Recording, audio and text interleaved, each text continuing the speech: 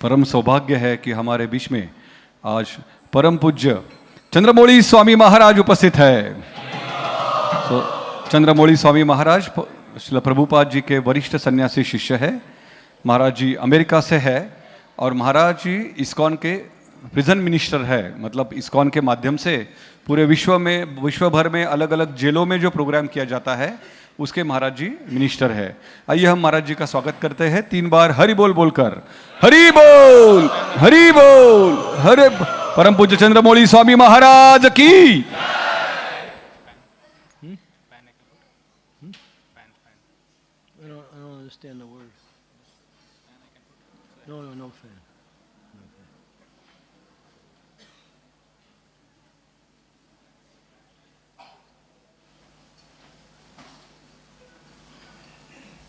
हरिनाम संकीर्तन की।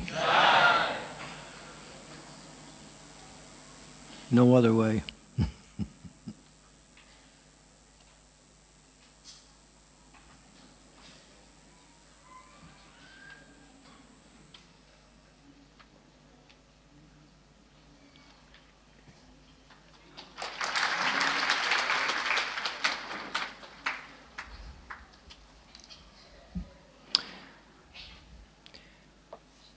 We hope you have your phones with you because we didn't get a chance to put the verse on the board. So if you can follow along.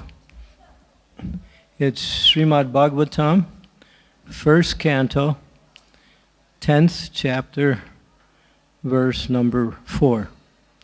1-10-4. So we'll go right into the class with following the Mangal Charanam. Om Agyantimirandasya Ginajana Salakaya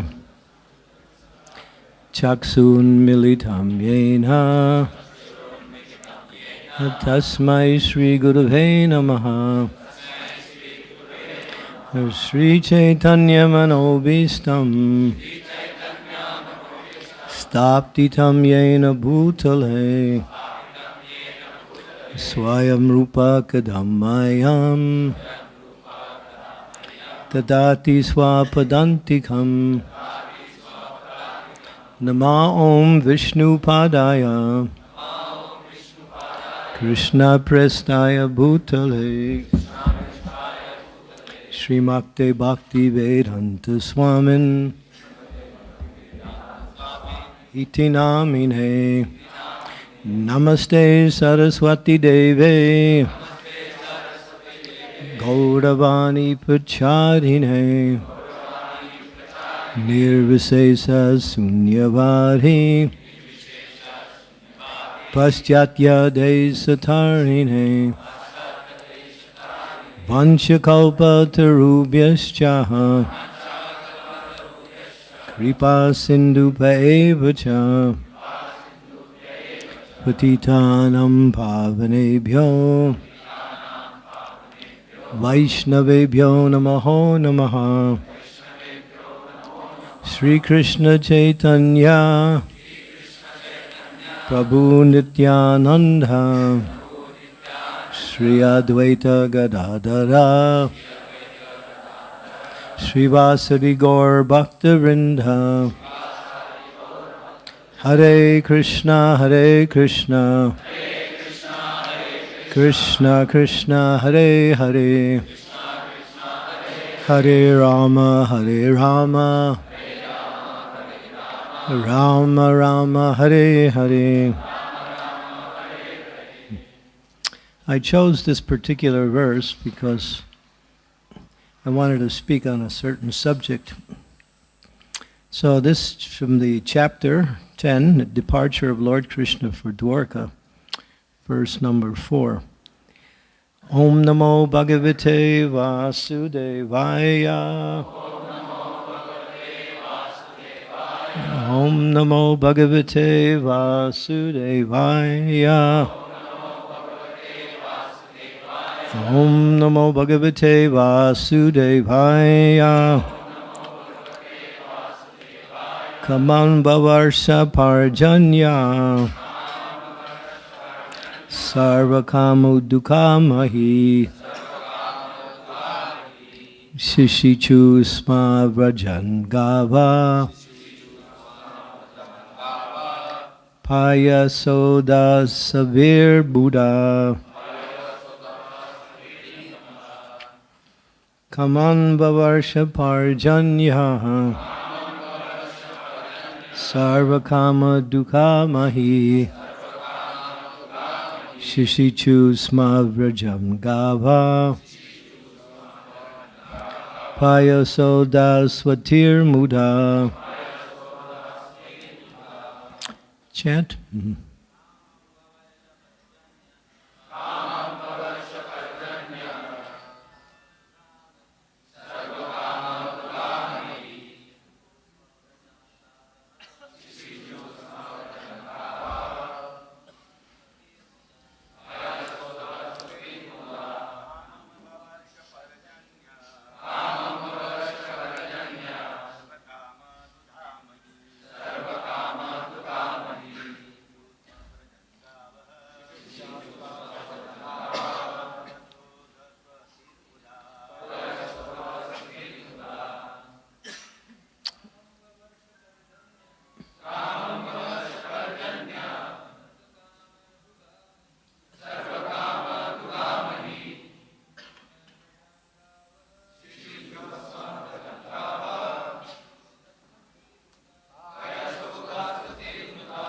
Ladies? Mm-hmm.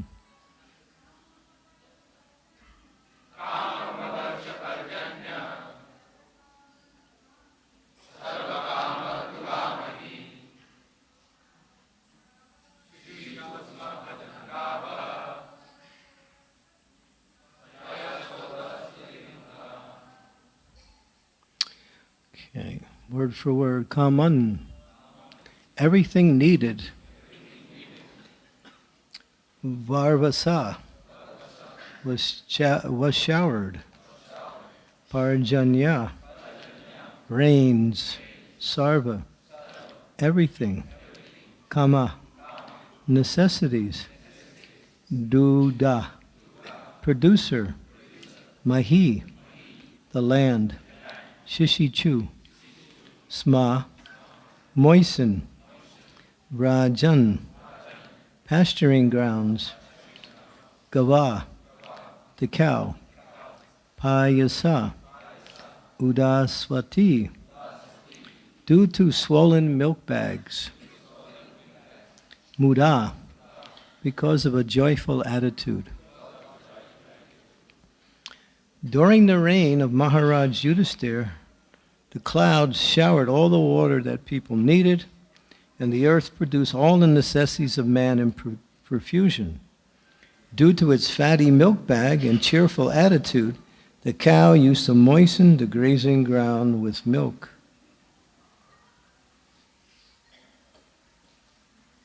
Srila Prabhupada's purport. It's a little long, the purport. Try to follow along. The basic principle of economic development is centered on land and cows. Necessities of human society are food grains, fruits, milk, minerals, clothing, wood, etc. One requires all these items to fulfill the material needs of the body. Certainly one does not require flesh and fish or iron tools and machinery. During the regime of Maharaj Yudhisthira, all over the world, there were regulated rainfalls. Rainfalls are not in control of the human being. The heavenly king Indradev is the controller of rains, and he is the servant of the Lord. When the Lord is obeyed by the king and the people under the king's administration, there are regulated rains from the horizons, and these rains are the causes of all varieties of production on the land. Not only do regulated rains help ample production of grains and fruits, but when they combine with astronomical influences, there is ample production of valuable stones and pearls. Grains and vegetables can sumptuously feed a man and animals, and a fatty cow delivers enough milk to supply a man sumptuously with vigor and vitality. If there is enough milk, enough grains, enough fruit, enough cotton, enough silk, enough jewels, then why do people need cinemas, house of prostitutions, slaughterhouse, etc.? What is the need of an artificial, luxurious life of cinemas, cars, radio, flesh, and hotels? Has this civilization produced anything but quarreling individually and nationally? Has this civilization enhanced the cause of equality and fraternity by sending thousands of men into the hellish factory and the war fields at the whims of a particular man? It is said here that the cows used to moisten the pasturing gland with their milk because the milk rags were fatty and the animals were joyful. Do they not require therefore proper protection for a joyful life by being fed with sufficient quantity of grass in the field? Why should men kill cows for their selfish purposes? Why should man not be satisfied with grains, fruits, milk, which combined together can produce hundreds and thousands of palatable dishes? Why are these slaughterhouses all over the world to kill innocent animals? Maharaj Parikshit's grandson of Maharaj Yudhisthira, while touring his vast kingdom, saw a black man attempting to kill a cow. The cow at once arrested the butcher and chastised him sufficiently. Should not a king or executive head protect the lives of the poor animals who are unable to defend themselves? Is this humanity? Are not the animals of a country citizens also? Then why are they allowed to be butchered in organized slaughterhouses? Are these the signs of equality, fraternity, and nonviolence? Therefore, in contrast with the modern advanced civilized form of government, an aristocracy like Maharaj Yudhisthira is far superior to a so-called democracy in which animals are killed and a less than animal man is allowed to cast votes for another less than animal man. We are all creatures of material nature. In the Bhagavatam, Lord himself is the seed-giving father of material nature and mother in all living beings in all shapes. Thus, Mother Nature has enough foodstuffs both for animals and for men by the grace of the Almighty Father, Sri Krishna. The human being is the elder brother of all living beings. He is endowed with intelligence more powerful than animals for realizing the course of nature and the indications of the Almighty Father. Human civilization should depend on the production of material nature without artificially attempting economic development to turn the world into a chaos of artificial greed and power for only the purpose of artificial luxuries and sense gratification. This is but the life of dogs and hogs. Om Gyantimirandasya Gyanachana Salakaya Chaksun Militam Yena Tasmai Shri Gurave Namaha Om Vishnu Padaya Krishna Pastaya Bhutale Shimakti Bhakti Vedanta Swami Tinamine Namaste Saraswati Deve Gauravani Pacharine Narasesa Sunyavari Pastyatya De Satarne. In 1949, here in India, His Divine Grace Srila Prabhupada was already planning his mission to spread Krishna consciousness around the world. It's not like Prabhupada just came to America and then whatever was happening, he formulated around that.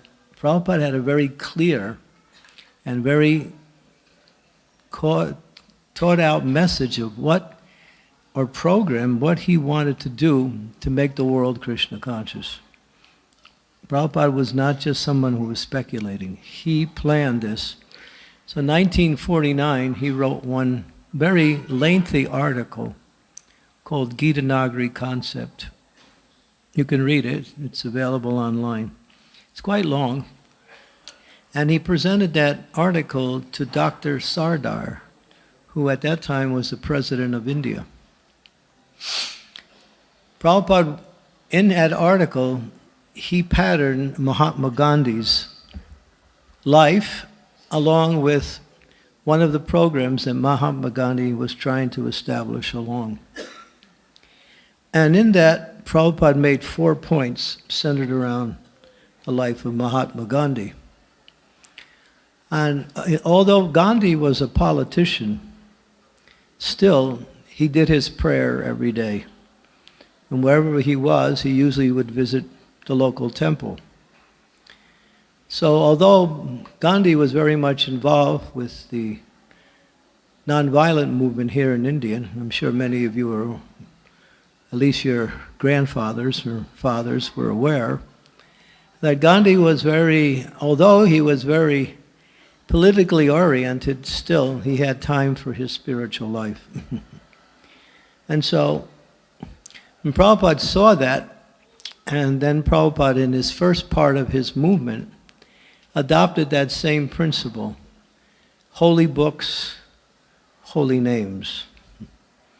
So when one of the first and most, what we say, opening up of the Hare Krishna movement in the West was Harinam Sankirtan all around. That was the beginning. And because Gandhi had always did his prayer everywhere, Prabhupada took that as the basis that, yeah, our prayer is the Hare Krishna Maha Mantra, but not only is it for ourselves, it's for everyone. And therefore Prabhupada opened up these little preaching centers and sent out his fledgling new Western disciples who didn't know much about Krishna consciousness, and he gave them mridanga, kartals, and the whole idea of the Sankirtan movement. And that spread Krishna consciousness really fast. It was the Sankirtan movement that was the major seed that blossomed into a worldwide Krishna consciousness movement. To illustrate that, one of Prabhupada's godbrothers, Krishnadas Babaji Maharaj, maybe you've heard of him, he would always be chanting Hare Krishna.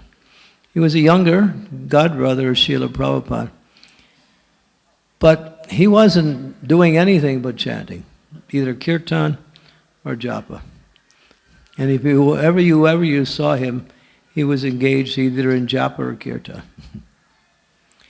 And so, after Srila Prabhupada had gone to the West and had become somewhat successful in spreading Krishna consciousness, Krishnadas Babaji Maharaj said to another godbrother who had also gone to the West, he had gone to London.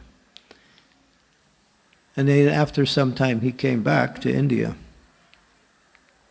He said to him, "You went to the West, and Bhaktivedanta, he went to the West. You are a great, you know the Vedas well. You are very astute in philosophical teachings. You know the scriptures.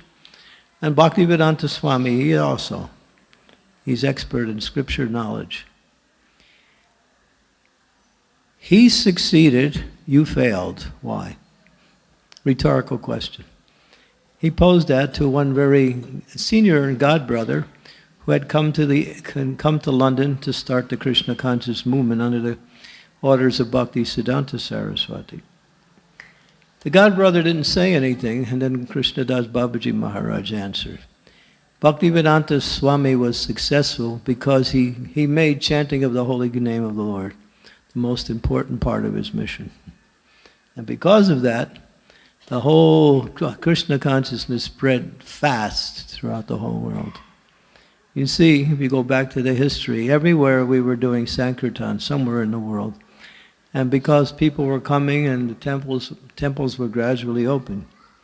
So that was Prabhupada's first effort to bring Krishna consciousness to the world, was just to spread Lord Chaitanya's mission every town and village. So, and then the second half of the first part was holy books.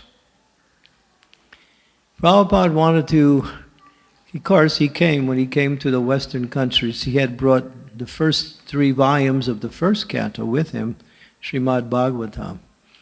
And he was selling it for $20 for 3 volumes at the time, which was quite a lot at that time. But Prabhupada needed money. He didn't have any money, when he came to the West. He had 40 rupees. That was it. Of course, rupees were worth a little bit more then than they are now. 40 rupees now is like 50 cents. 40 rupees then was $40. The rupee was almost equal to $1 at that time. And so, but when Prabhupada came to the West, what was he going to do with rupees in America? So basically he didn't have any, but he had his books. And then Prabhupada was selling his books. But then he started to think, we need to bring more knowledge in order to spread this. And so he gradually started to produce books. The Teachings of Lord Chaitanya, Nectar of Devotion, and some small books. Easy Journey to Other Planets. That was one of the first. What was it? Beyond Birth and Death. So these books were produced. And we weren't selling books. The devotees weren't selling books on the streets those days because we had no concept about that idea. So the only thing we were selling on the streets was incense and Back to Godhead magazines. Prabhupada was making the monthly Back to Godhead magazines, taking articles from the devotees and publishing it. So that's the only thing, and we would get 10 cents or 25 cents for a book, for a magazine, or a stick of incense like that. So the movement was very poor in those days. We had hardly anything. And then in 1970, Prabhupada produced the Krishna book. And when Prabhupada was so happy when the Krishna book came out. He had sent it to the publisher, and he was asking every day, is it ready? Is it ready? He really wanted to get that book out. So finally, when Prabhupada was giving one lecture, one public lecture, the book came during the lecture. Prabhupada immediately stopped the lecture, and they brought him 10 volumes, 10 copies of Krishna book. And Prabhupada, in the class, sold all 10 copies right on the spot. Didn't even keep one for himself. So then, around that same time, two devotees were traveling in America, and they pulled into a petrol station to get some petrol, and then they filled up their car, but when it came to pay, they had no money. So what to do? But they had one copy of Prabhupada's Krishna book with them. So they took the copy and offered it to the petrol attendant. Can you take this for the gas instead? And the man said, yeah, why not? So when that word got back to Prabhupada and to the devotees in general, the idea we can sell books in public. Nobody could think of that before. And then we started to sell books in public. And Prabhupada was producing one volume of Srimad Bhagavatam after another, printing it. Devotees were out there selling it, Bhagavad Gita, Nectar of Devotion, Teachings of Lord Chaitanya. So the movement just spread fast with book distribution and kirtan.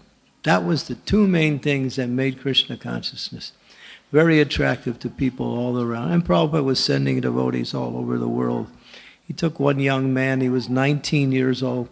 He said, you go to Germany and open up the German yatra, all by himself. He went. That's how Prabhupada spread the movement. He said, just sit down with a pair of kartals and just sing, just chant the holy name and people will come. And that's how the movement really spread fast.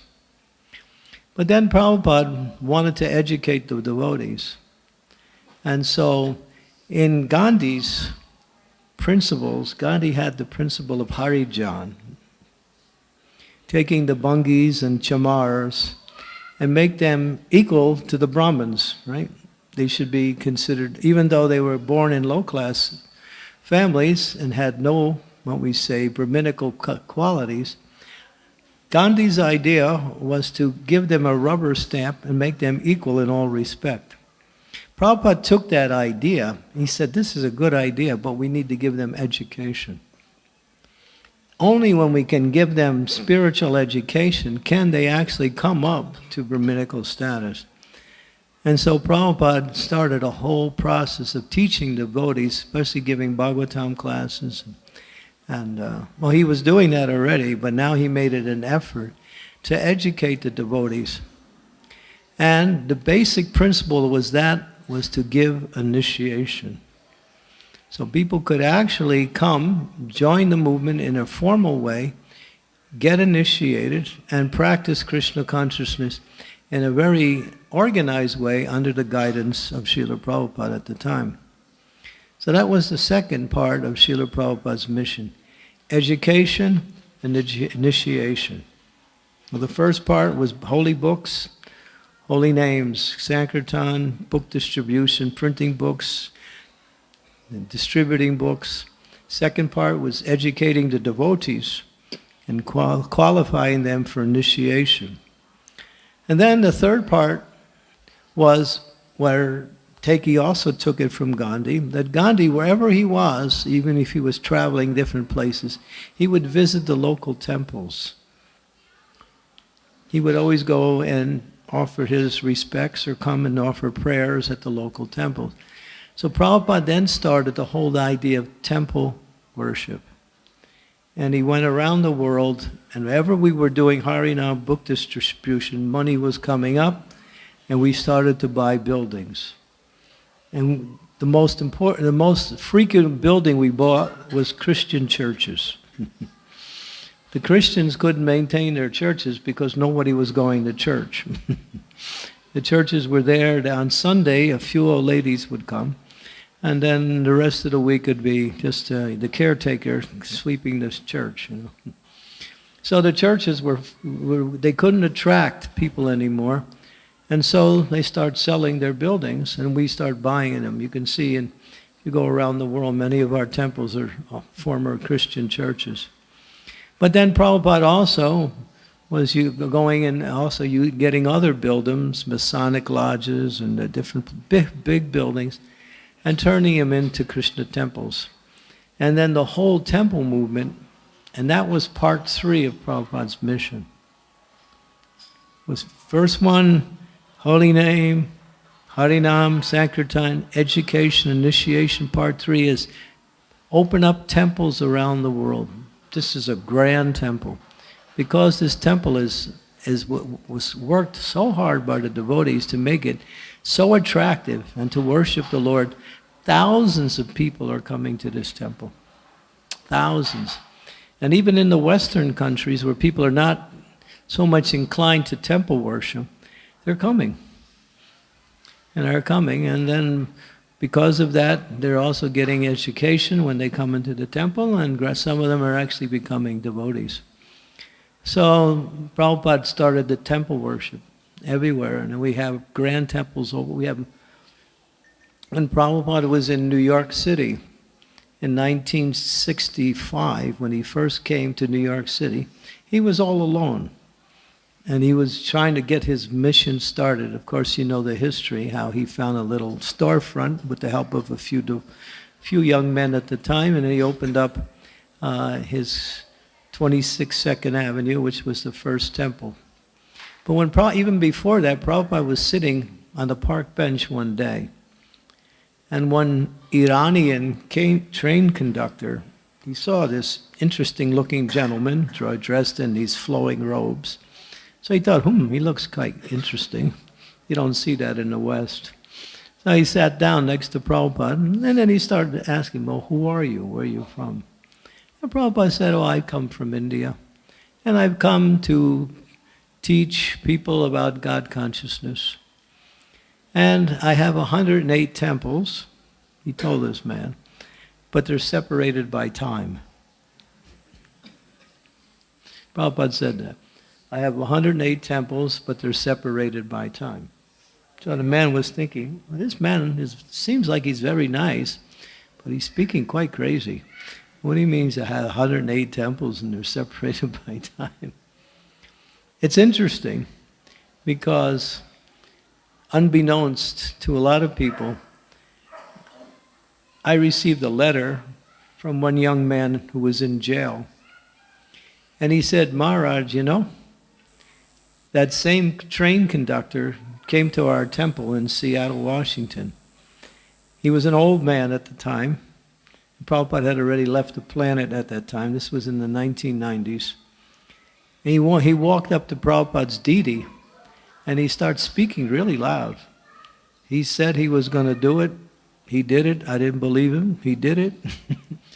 He was like besides himself with happiness, seeing that same person that he met on the park bench about 30 years ago wasn't speaking crazy. He actually, Prabhupada we had it more than 108 temples at that time.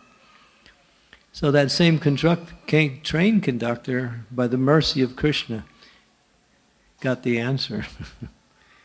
And so Prabhupada's mission was these 3 points, but then there's a 4th part, and that's what this verse is about. Gandhi wanted to make the villages self-sufficient in India. He had a whole plan for village self-sufficiency, where people can live in the villages and have everything they need. They wouldn't have to leave that kind of lifestyle and go into the cities to try to get some unemployment. So Gandhi's idea was to preach this idea of village life, self-sufficient, cow protection, agriculture. It was already being done, but it wasn't so developed. It wasn't so organized. So Prabhupada said that this is the 4th part of my mission. He called it, in 1977, when Prabhupada left the world, just before he left the world, he said 50% of my mission is unfinished. We have to establish this Varnashram, and the only way you can establish Varnashram is these farm communities. So he encouraged the devotees to make these farms all over the world, keep cows, not just for getting milk, but protect cows, because cow is a symbol of Dharma. She's a symbol of the earth, and she's God's gift to the human culture to provide everything we need to live, at least, a wholesome life. So Prabhupada was you can see on this verse that we end the purport, how Prabhupada is he's kind of disgusted and angry to learn how cows are being, innocently slaughtered in slaughterhouses all over the world, even here in India too. Of course, it's against the law now. Our wonderful leader here, Mr. Modi, has made it a law. You can't kill cows, slaughterhouses, but still people don't follow. So Prabhupada wanted these farm communities, and he said, get some land, and he said, do 4 things. He said, grow your own food. He said, the food you grow on your own land, in our own farms, is 100 times more nutritious than what you buy in the stores. And that mostly pertains to the Western countries, because Prabhupada was preaching mostly in winter. Maybe in India it's a little different.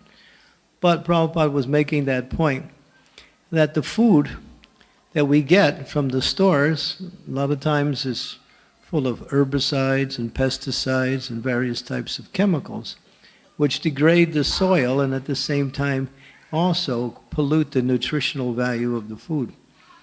So Prabhupada wanted the natural, and he actually showed us how to do it in a practical sense. He said, grow your own food, and he said, make your own clothes.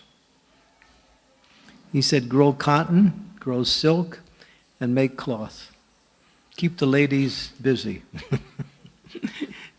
They're already busy, but in this wonderful way, and you don't have to go.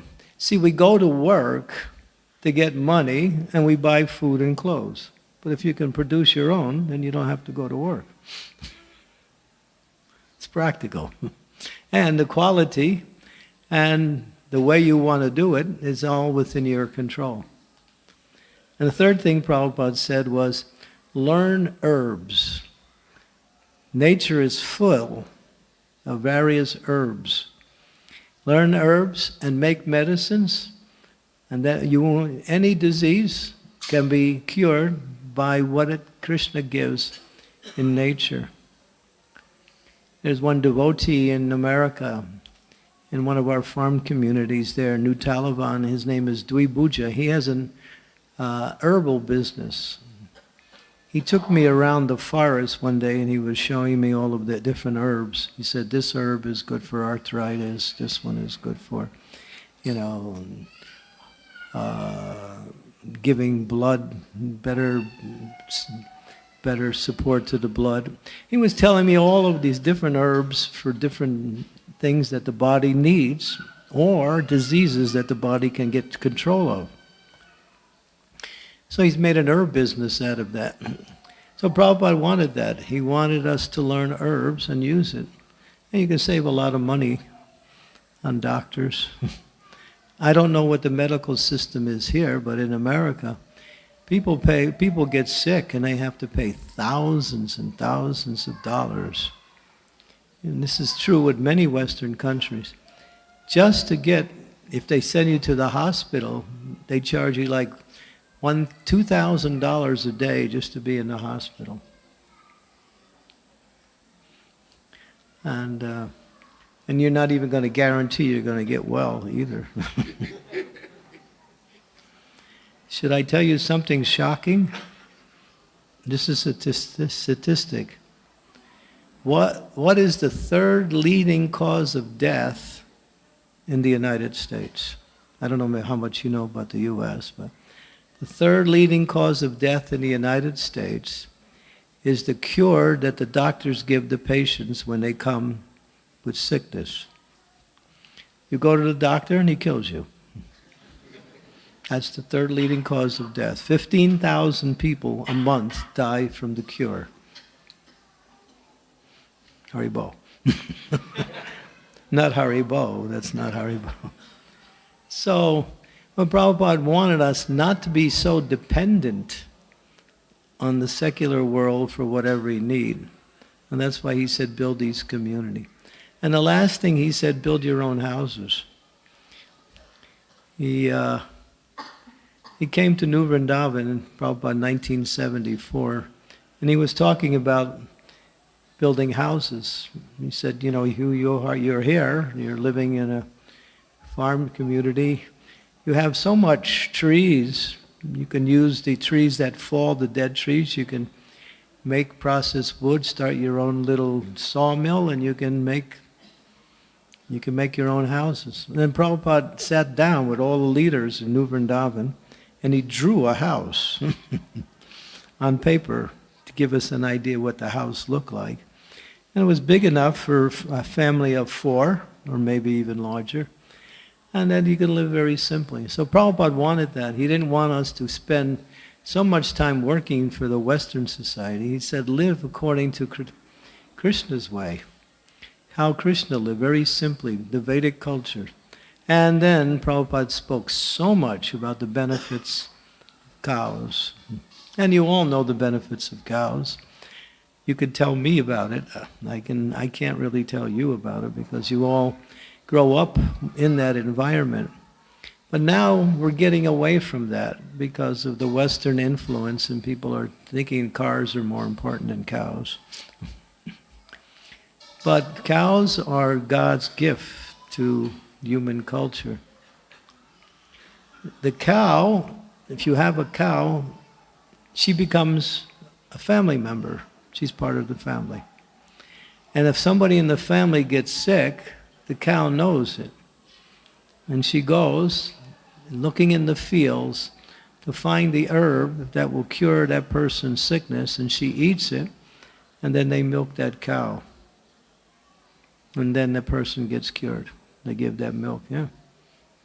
So this is how personal the cow is. She's a very important part of the culture. Therefore, in the Bhagavatam, it says that 3 principles make up a holistic culture, a progressive culture.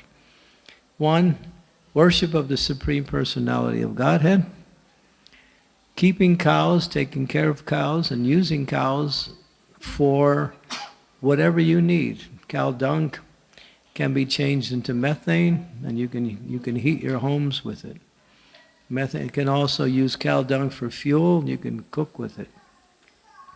I spent my first 20 years in Krishna consciousness in New Vrindavan, and I used to cook with wood. We had wood there. We didn't know the whole process of cow dungs at the time, but we had wood. We had a lot of wood. And Prabhupada said, first class cooking, cow dung. Second class, wood. Third class, gas. Fourth class, you know what I'm going to say, electric. There was one lady, I knew her. She was sick. The doctor told her, don't go near your electric stove, it'll get you more sick. She couldn't even cook because she was cooking with electric. And so we have really polluted the whole world with our lifestyle now, and that's one example. So Prabhupada also said something very significant, and you're seeing it now, is that he said in 50 years, he said it in 1973, he said in 50 years, the whole Western society will collapse. And you can hear Prabhupada speak about it. He said, why will it collapse? Because it's based on a false foundation, money. It's not based on culture, it's based on money. That's the Western world. And so you see right around the world now, I don't want you to investigate too much, but the economies in most countries are now falling apart. People are scrambling. Inflation, high prices, scarcity of food items. When I was in the UK, in London area, people were standing in food lines trying to get food. People who would normally have food on their tables were now standing in food lines trying to get food. They couldn't even get gas for their car. They had lines of 100 cars all the way down the street lining up at one gas station because it was a few pice cheaper than the rest of the gas stations. Yeah. The Western society is literally falling apart. And Prabhupada said that. Therefore, he said, build these farms. He said, this is the future of our movement. This is the future of the world. And he says, when Western society collapses, people will come rushing to our farms looking for shelter, and we can give that shelter by engaging them in various types of activities like that. So, Prabhupada said so much, the importance of cows. And just for an instance, Prabhupada mentions this here in the thing he says here. Not only do regulated rains help ample production of grains and fruits, but when they combine with astronomical influences, there is ample production of valuable stones and pearls. So there's a particular constellation called Swati. When Swati comes into the heavens, and it rains at that time, when the rain falls on the head of a snake, it becomes gems, jewels. When it falls on the head of an elephant, it becomes gems. And when it falls into the ocean, it turns into pearls. So this is where valuable stones come from. They come from rain at a certain astrological time. So God provides everything. So God has given us everything in the terms of what we need to live nicely and happily. And the excess stuff, just like there's a statistic now in the world, but in 1850, going back about 150, 170 years, 95% of what was available on the common market for people was considered to be necessities, and 5% was luxuries. That means extras. You could live without it. And now, what is the percentage? 5% is necessities, 95% is luxuries. Just like you go into a store and you want to buy some glue to paste something, they give you 25 different brands of glue. But they're all the same. I won't mention his name, maybe you know. He was doing some work. He was putting tiles on one house. And so he needed some tile glue. So he went into the what do you call it? We call them the hardware store. He went in, and he's looking for tile glue. And on the shelf, there's 19 different brands of tile glue. So he's thinking, which one should I get? I want to get the best one. So he goes to the clerk who's managing the store, and he asks him, which one's the best one? The clerk says, well, they're all the same, but everyone buys this one. And there was a can of glue with a half-naked girl on the cover. Everybody likes this particular brand because of the girl on the can. So that's how they sell products. So the point is that we live in a very dysfunctional society. This Western society is just destroying people wholesale. Therefore, Prabhupada was a visionary. He was not just a powerful spiritual master. He knew economics, he knew chemistry, he knew all of the sciences, but in relationship to Krishna consciousness. Prabhupada was expert practically on anything you needed to hear. And he gave us a vision for our society. He said, build these farms. And then you can manage your own lifestyle, and it's also more conducive for Krishna consciousness. Simple living, high thinking. We say that's a statement we use. Simple living, high thinking. That means if you live according to your needs, and maybe a little extra, then you can live nicely. And you have time for Krishna consciousness. But if you're too busy living, then you have no time. So we say, people are not simple living, high thinking, they're high living and no thinking. No time to think. Too busy trying to live. And people in the Western countries, they are so much in debt. They have so many debts. This debt, that debt, this debt, this insurance, that insurance, this, and so many things. They have big houses, but they don't spend any time there because they're working. Yeah, there was one of my disciples, she was in the New Taliban area. Her and her husband was working for one man who owned a large piece of land where he had some animals there. So there was a house there, so he gave them the house to live in, and he said, you take care of the land and the animals. And you can live in the house free, and I'll also give you a salary. So they took it up, and he owns the land, but he never comes there. He lives in the city. He comes once a year to see what's happening. He's got this big land, and he's just paying other people to take care of it, and he doesn't even use it. He's just attached to his job in the city, and he never comes. So this is, what's the use of having it if you don't even use it? Because they think, well, when I get old, then I'll need it. So anyway, these are so I have this one book that I just completed. It's called Krishna's Way, Natural Living. It's got a picture of Krishna with some cows along with Balaram on the front. And on the back, there's a picture of Prabhupada that says, Krishna is the Pharmacharya, Balaram is holding the plow, and Krishna is holding the calf.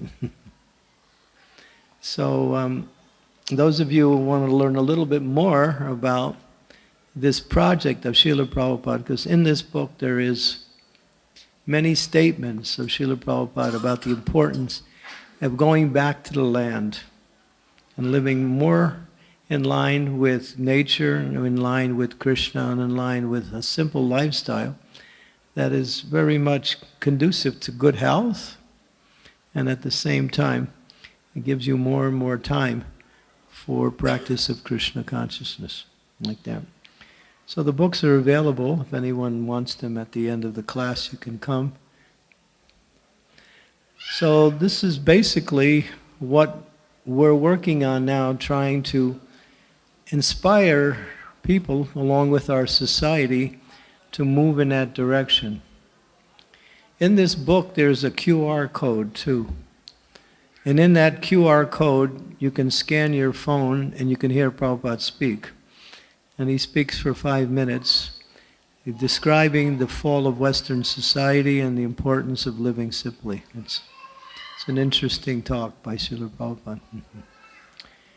So, I could speak all day on the benefits of this lifestyle. We have our one devotee here. He lives on the farm, takes care of cows, grow your own food, right? Yeah. So maybe many of you here who I'm unaware of also doing that to some degree. But it's a natural lifestyle. It's more conducive to Krishna consciousness and to health and to simple living. And it's the future of the world, because the cities will collapse. They're all falling apart. Maybe not in India. India seems to be moving in the right direction. You got some good leaders here that are a little bit progressive. They understand how to do things. But the rest of the world's going to hell. I mean, fast. Really fast. And this was what Prabhupada said. We have to build these farm communities, especially for the Western societies, because everything is becoming impossible for people to live in the cities. And people are getting sick like crazy. Cancer now is becoming the #1 disease in the world. People are dying of cancer every day. And what is cancer? It's due to irregular lifestyles or bad eating habits. If you don't eat right, get enough exercise, and live naturally, simply, people are under so much stress just to make money, just to carry on with their day-to-day life, that they get sick.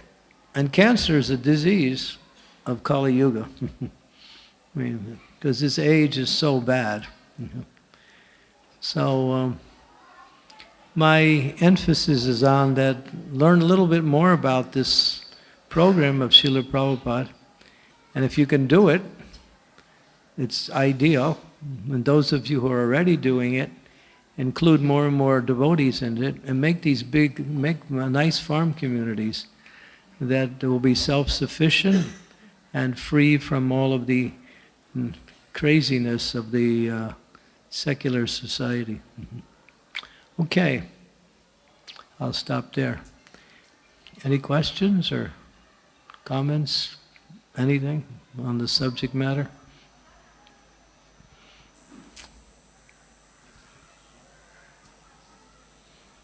We need a microphone. Hare Krishna.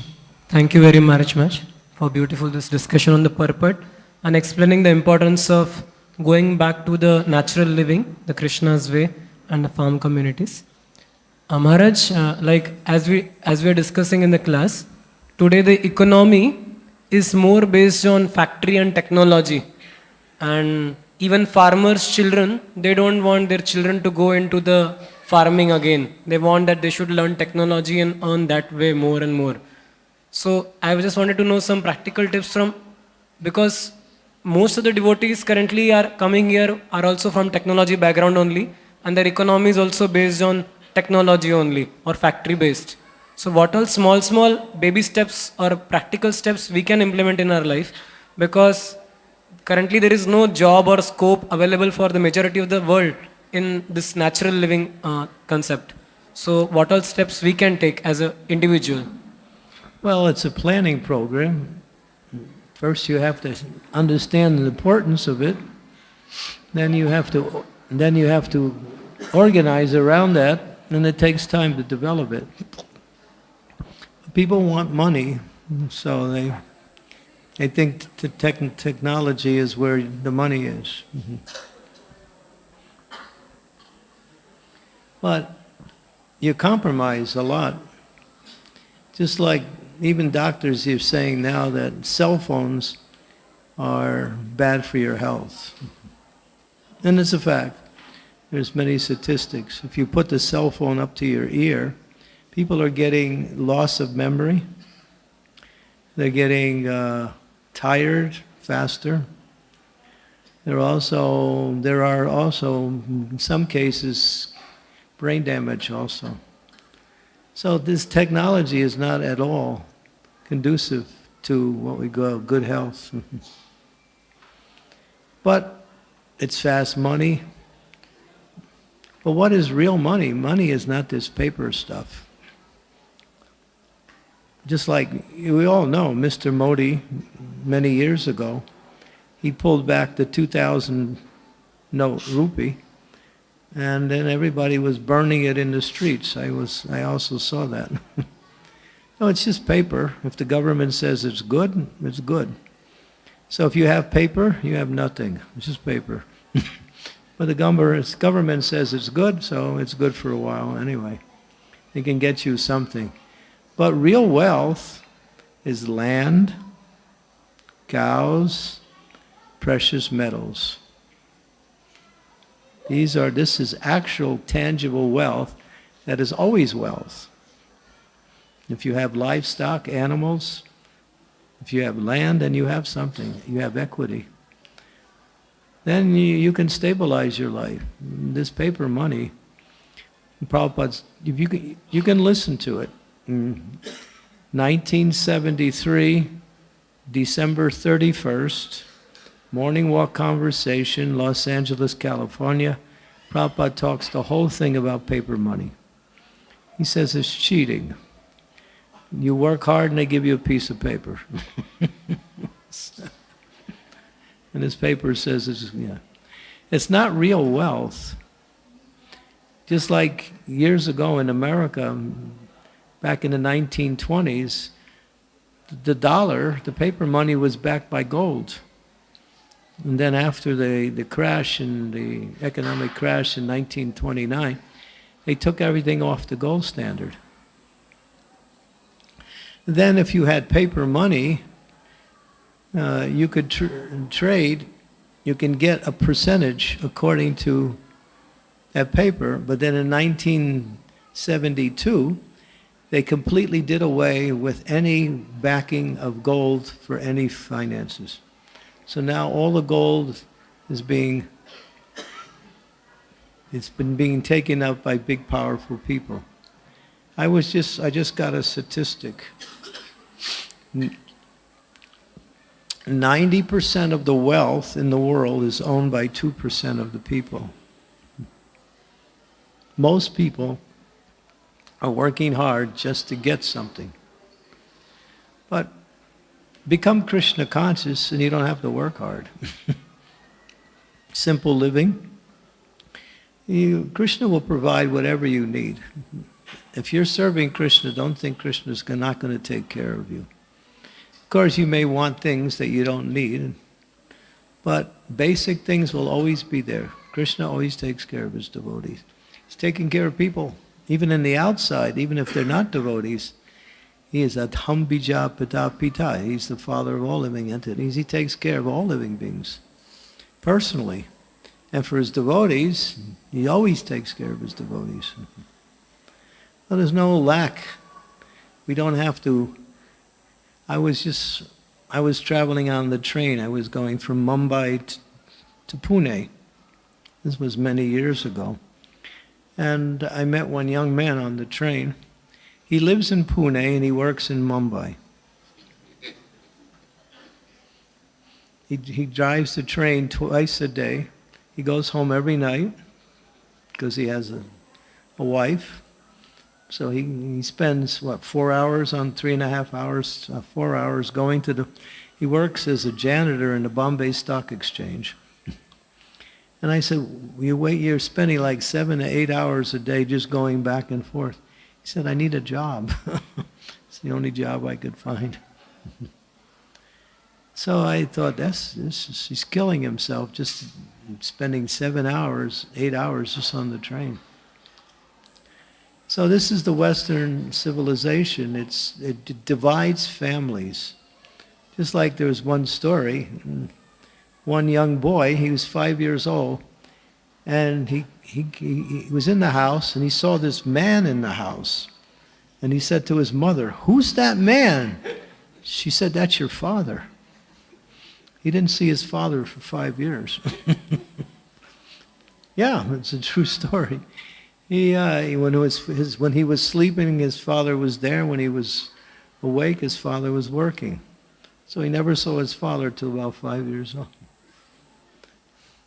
So that kind of lifestyle is not conducive to family happiness, nor is it wholesome for healthy life. So therefore, Prabhupada was a visionary. He said we have to develop these farm communities where we can take care of our personal needs accordingly. And if you have cows, okay, you can grow crops. Cows fertilize the fields simply by walking on the fields. The hooves of the cows can make the fields fertilizer for planting agriculture, like that. So cow is wealth.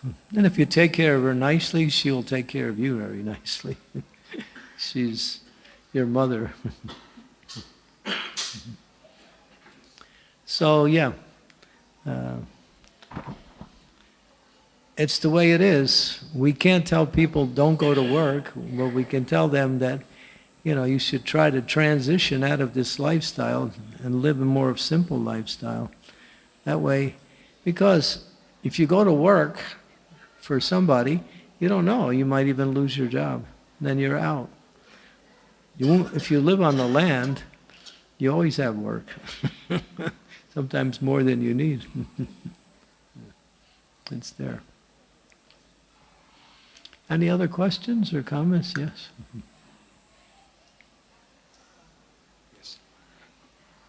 हरे कृष्णा। तो आइए हम महाराज जी को धन्यवाद देंगे 3 बार हरि बोल बोलकर आज के सुंदर प्रवचन के लिए। हरि बोल, हरि बोल, हरि बोल। हिज होलीनेस चंद्रमौली स्वामी महाराज की। किसी को आज के इस प्रवचन के बारे में सवाल है तो आप पर्सनली महाराज को पूछ सकते हैं, क्योंकि यहाँ अभी दामोदर अष्टकम होने वाला है, उसके बाद प्रसादम भी है, इसलिए क्वेश्चन आंसर्स पर्सनली महाराज को आकर आज पूछ सकते हो। जैसे महाराज ने अभी अपने प्रवचन में कहा कि महाराज जी का ये किताब कृष्णाज वे नेचुरल लिविंग, हो सकता है कि नेचुरल लिविंग के बारे में हमें कई सारे क्वेश्चंस भी हो, तो शायद महाराज जी ने इसमें काफी अच्छा इलोबरेटली मेंशन किया है। तो ये किताब आप ले सकते हो, अभी चाहिए तो महाराज इसके ऊपर सिग्नेचर भी करेंगे। जो भी कोई भक्त ये लेना चाहता है, आप अनाउंसमेंट के बाद We have 20 इसका मूल्य 400 रुपए है। आप 400 रुपीज देकर, या स्कैनर भी यहाँ है तो आप स्कैन कर कर। We only have 27 copies left, so. Yes, तो सिर्फ 27 कॉपीज बचे हैं, तो जो भी लेना चाहते हैं आप ये कॉपी ले सकते हैं। कुछ अनाउंसमेंट है। मराठी श्रीमद् भागवतम क्लास 11:30 बजे हिज ग्रेस राघवेंद्र प्रभु द्वारा दिया जाएगा। आने वाले 9 तारीख को मतलब गुरुवार के दिन रमा एकादशी है। शुक्रवार के दिन पारणा का समय 6:38 से लेके 10:25 तक होगा। हरे कृष्णा। अब इसके बाद दामोदर अष्टकम होगा और भक्तों के लिए प्रसाद। हरे कृष्णा।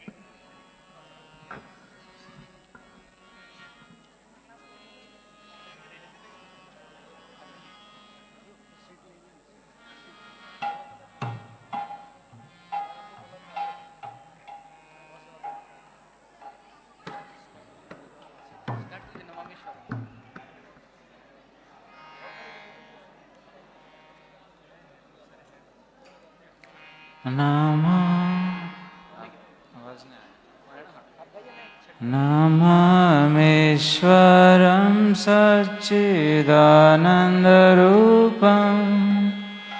लसत्कुण्डलं गोकुले व्रजमानं नमामीश्वरम्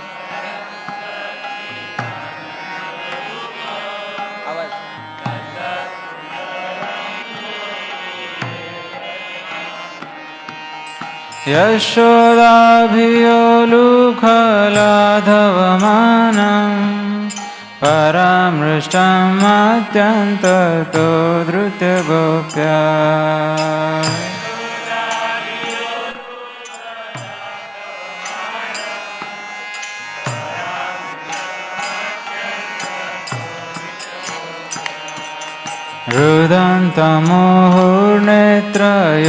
रुदन्तमुहुर्नेत्रयुग्ममृजन्तं कराम्बुजयुग्मेन सातङ्कनेत्रं रुदन्तम्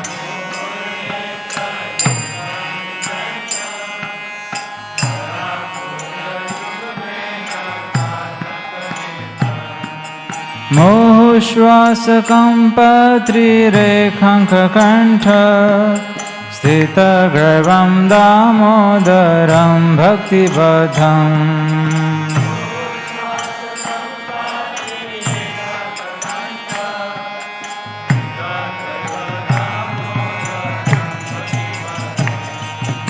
इति दृक्स्वलीलाभिरानन्दकुण्डे स्वघोषं निमज्जन्तमाख्यापयन्तम्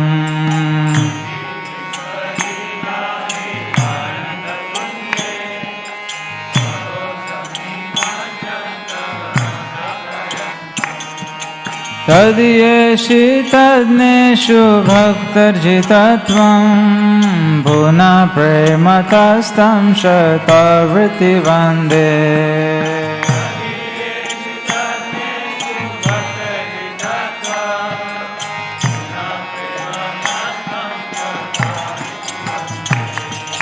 वरं देवमोक्षं न मोक्षवधिं वा न चान्यं वृणेऽहं वरेषदपीह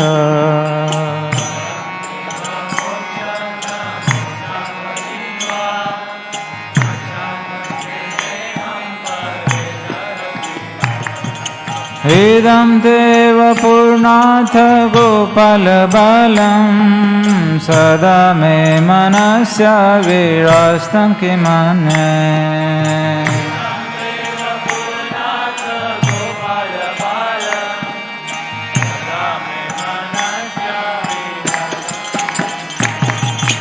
इदं ते मुखाम्भोजम् अत्यन्तनीलवृतं कुन्तलस्निग्धरक्तस्य गोप्या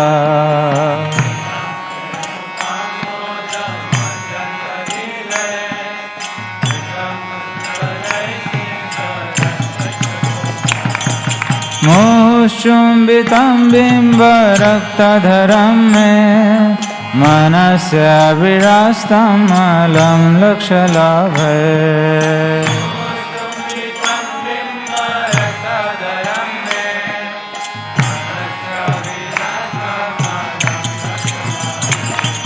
नमो देव दामोदरानन्त विष्णु प्रसीद प्रभो दुःखजालधिमग्नम्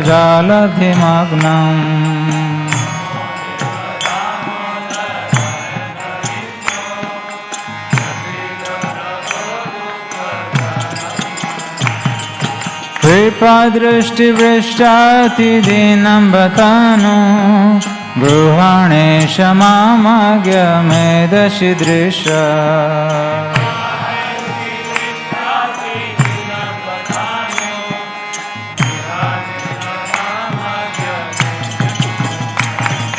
कुबेरात्मजौ बद्धमूर्तिर्वयद्वत् त्वया मोचितो भक्तिभाजकृतश्च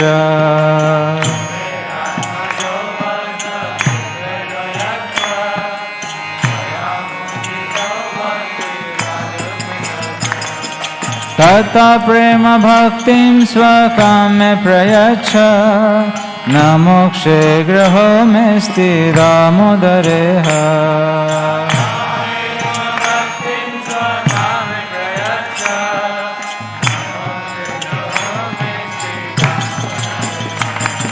नमस्ते स्तुधाम्ने स्फुरदीप्तिधाम्ने त्वदीयोदरायाथ विश्वसधाम्ने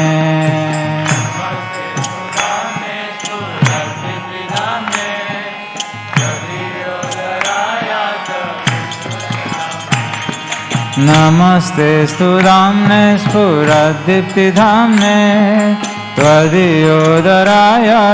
विश्वसधाम्ने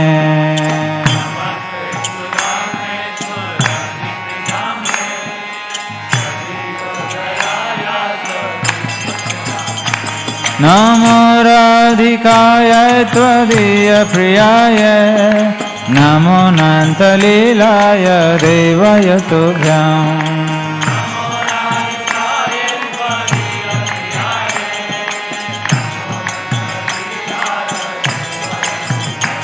नमो राधिकाय त्वदीयप्रियाय नमो अनन्तलीलाय देवाय तुभ्यम्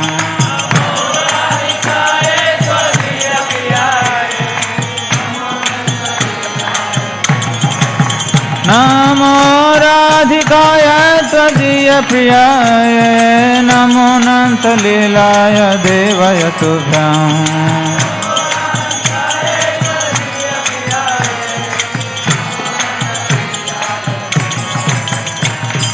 नमामीश्वरं सच्चिदानन्दरूपं लसत्कुण्डलं गोकुले व्रजमानम्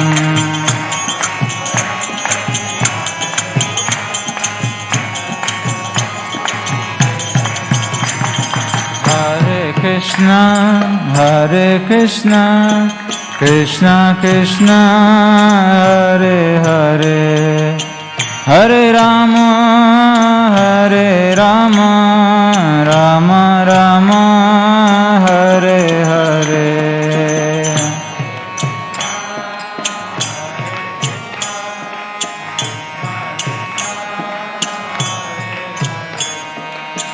हरे Ram Ram Ram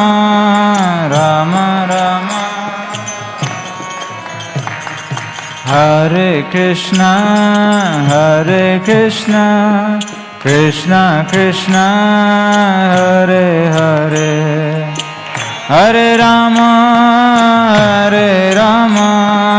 Ram Ram Hare Hare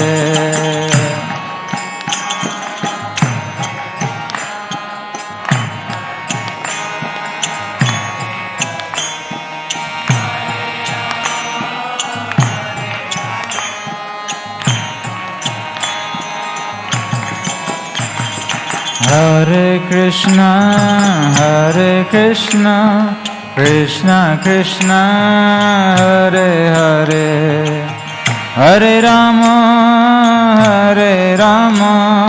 Rama Rama, Hare Hare, Hare Krishna, Krishna Krishna, Hare Hare.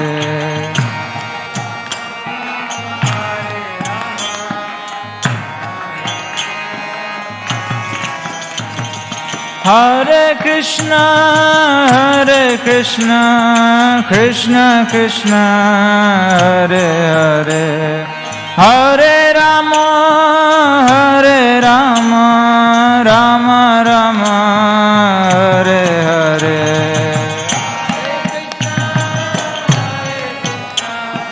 Krishna Krishna, Hare Hare.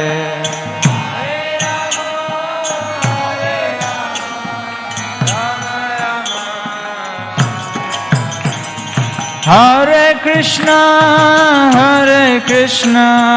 Krishna Krishna, Hare Hare, Hare Rama, Rama Rama, Hare Hare. Krishna Krishna, Hare Hare.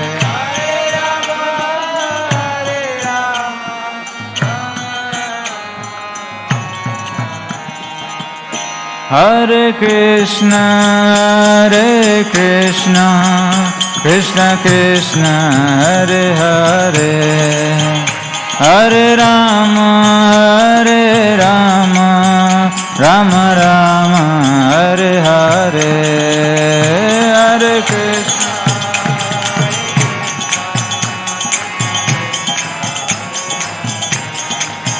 Hare Rama, Hare Rama, Hare Krishna, Krishna Krishna, Hare Hare, Hare Rama, Rama Rama, Hare Hare, Hare Krishna.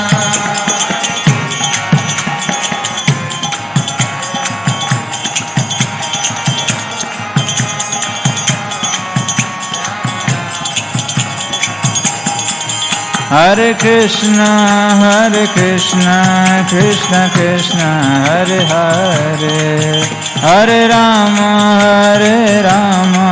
Rama Rama, Hare Hare, Hare Krishna.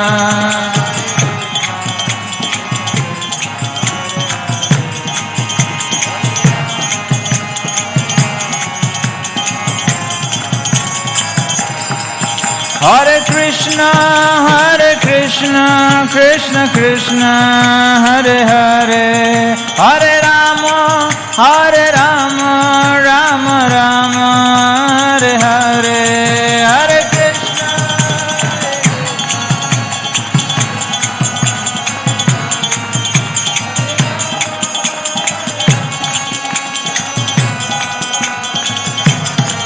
Hare Krishna, Krishna Krishna, Hare Hare, Hare Rama, Rama Rama, Hare Hare, Hare Krishna.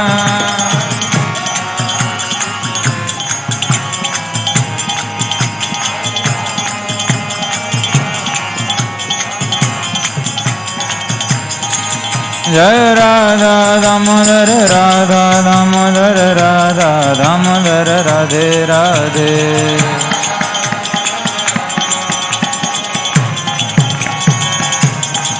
Jai Radha Vrindavan Chandra, Radha Vrindavan Chandra, Radha Vrindavan Chandra, Radhe Radhe.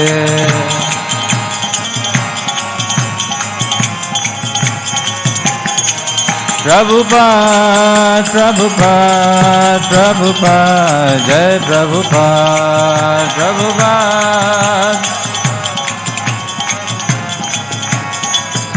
Tai Gaur Hari Bol, Hari Bol, Hari Bol, Gaur Hari Bol, Hari Bol.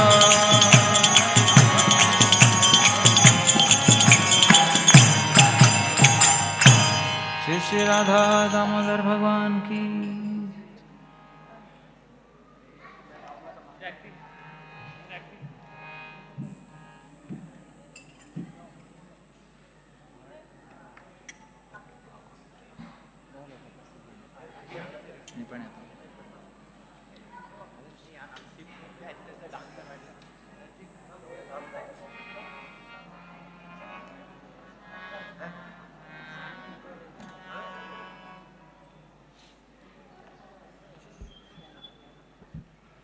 वह भगवान जिनका रूप सच्चित और आनंद से परिपूर्ण है, जिनके macarons के आकार के कुंडल इधर उधर हिल रहे हैं, जो गोकुल नामक अपने धाम में नित्य शोभायमान है, जो दूध और दही से भरी मटकी फोड़ देने के बाद मैया यशोदा की डर से ओखल से कूदकर अत्यंत तेजी से दौड़ रहे हैं, और जिन्हें यशोदा मैया ने उनसे भी तेज दौड़कर पकड़ लिया है, ऐसे श्री भगवान को मैं नमन करता हूँ। अपने माता के हाथ में छड़ी देखकर वो रो रहे हैं और अपने कमल जैसे कोमल हाथों से दोनों नेत्रों को मसल रहे हैं। उनकी आंखें भय से भरी हुई हैं। रोदन के आवेग से बारंबार श्वास लेने के कारण त्रिरेखा युक्त कंठ में पड़ी हुई मोतियों की माला कंपित हो रही है, और जिनका उदर माँ यशोदा की वात्सल्य भक्ति के द्वारा रस्सी से बंधा हुआ है, उस सच्चिदानंद स्वरूप सर्वेश्वर श्री कृष्ण को मैं वंदना करता हूँ। ऐसी बाल्य लीलाओं के कारण वे गोकुल के वासियों को आध्यात्मिक प्रेम के आनंद कुंड में डुबो रहे हैं, और जो अपने ऐश्वर्य संपूर्ण और ज्ञानी भक्तों को ये बतला रहे हैं कि मैं अपने ऐश्वर्यहीन और प्रेमी भक्तों द्वारा जीत लिया जाता हूँ, ऐसे उन दामोदर भगवान को मैं शत शत नमन करता हूँ।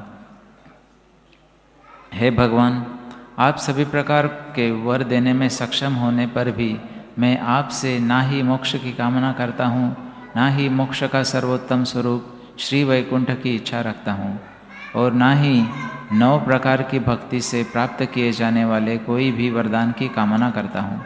मैं तो बस आपसे यही प्रार्थना करता हूँ कि आपका ये बाल स्वरूप मेरे हृदय में सर्वदा स्थित रहे। मुझे और दूसरे वरदान की कोई प्रयोजन नहीं है। हे प्रभु, आपका श्याम रंग का मुख कमल जो कुछ घुंघराले लाल बालों से आच्छादित है, मैया यशोदा द्वारा बार बार चुंबन किया जा रहा है, और आपके ओठ बिंब फल जैसे लाल हैं। आपका यह अत्यंत सुंदर कमल रूपी मुख मेरे हृदय में विराजित रहे। इससे अन्य सहस्रों वरदानों का मुझे कोई उपयोग नहीं है। हे देव, हे दामोदर, हे अनंत, हे विष्णु, हे प्रभु, आप मुझ पर प्रसन्न होवे। मैं दुख समूह स्वरूप समुद्र में डूबा जा रहा हूँ, अतएव मुझ दीनहीन पर आप अपनी अमृतमय कृपा की वृष्टि कीजिए और कृपया मुझे दर्शन दीजिए। हे दामोदर, जिस प्रकार आपने ओखल में बंधे रहकर भी कुबेर के दोनों पुत्रों का उद्धार कर उन्हें भक्ति भी प्रदान की थी, उसी प्रकार मुझे भी आप प्रेम भक्ति प्रदान कीजिए। यही मेरा एकमात्र आग्रह है। किसी और प्रकार की कोई भी मोक्ष के लिए मेरी कामना नहीं है। हे दामोदर, आपके उदर को बांधने वाली महान रस्सी को मैं प्रणाम करता हूँ। निखिल ब्रह्म तेज के आश्रय और संपूर्ण ब्रह्मांड का धाम आपके उदर को नमस्कार है। आपकी प्रियतमा श्रीमती राधा रानी के चरण कमलों में मेरा बारंबार प्रणाम है, और हे अनंत लीलाएं करने वाले भगवान, आपको प्रणाम है। श्री श्री राधा दामोदर अष्टकम।